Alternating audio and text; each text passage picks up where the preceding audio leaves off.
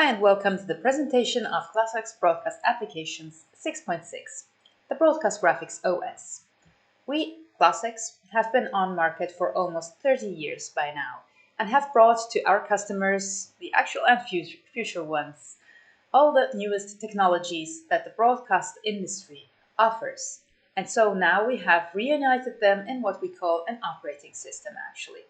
So in LifePort 6.6 we have quite a few news. Let's have a look at them. So this is the LifePort graphic user interface. We have a positioning environment here, the contents grid below, and then we have the main output device that will show you the actual graphic that is being played out. You can also check the alpha channel whenever you need to.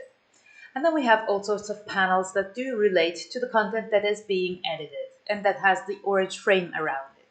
In this moment, we have a lower third that is being played out and is in actual pause. I can remove the pause frame marker in order to have the animation finish.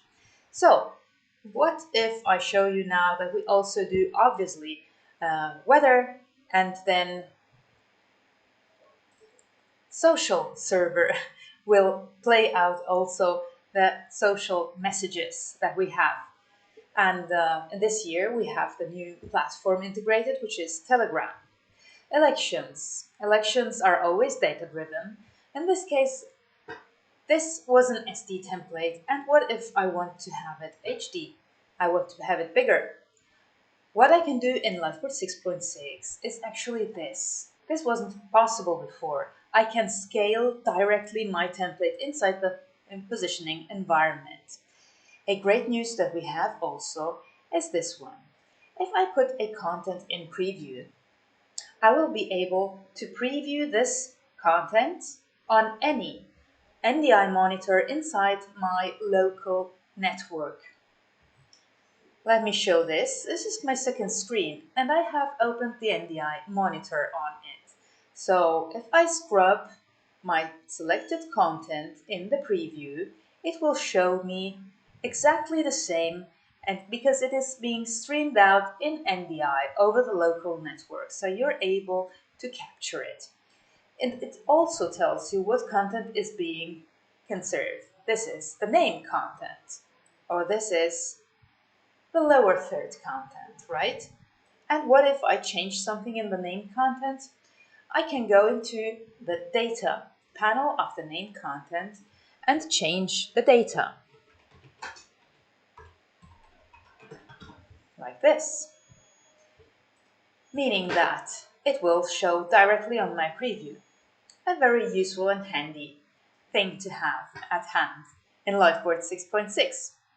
So, but this is obviously not the only news. Let's go to show you the actual bestseller. It is the video input switcher. The video input switcher is something that will manage your video inputs that you have set in the preferences panel. You will remember in LifePort 6.5 that you could actually set up to 10 video inputs into your video input manager. Now, what you also can do, and this is me in my original background, you can actually enable the green screen filter from here. You can denoise it, you can add some color correction, or you can add something fancy as a mask to your video directly, or you can pixelize. So these are new features in LifePort 6.6. And how do you manage all these inputs now? So if I go and select video input switcher, I will put it into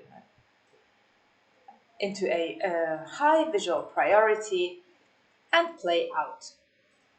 Now it's not playing out anything because no source is selected. As soon as I do select one, here I'm playing out myself. A new panel that you will find and that will be always available to everyone is this one, the video input multi-view. You will be able to check whatever video inputs you have set to the 10 possible sources. So let's get back to the switcher. Here I have my switcher in the lower part. I will now switch to another video input like this one. I want to switch with a cut. So cut is already selected. I take and it switches. What if I want to select a fade transition? I just select fade, take, and there it goes with a fade. Well, but we are ClassX and we do graphics, so I have the possibility to set up a transition, A-B transition, done in either Castalia CG or Corel CG. So, as soon as I have set this, whenever I take the video, it will do a movement like I have already set up in my template. This one is a fancy one that we have done in Corel CG in order to show you how we can manage two video input sources at the same time, and not only. I can make, with this little slider, I can make my A source sound be stronger than the B source sound, thus making also a interview possibility. And then I have arrows for left and right in order to go to the previous or to the next frame marker. What if I want to go back to my video A, or if I want to go to the video B, I just have to select the right arrow. So there are all sorts of fancy presets that you can absolutely then personalize later and invent your own transition. So this is the real strength of this ClassX solution. That's why we call it broadcast operating system. So I think that you got the point now, right? Okay. Thanks for your attention and goodbye.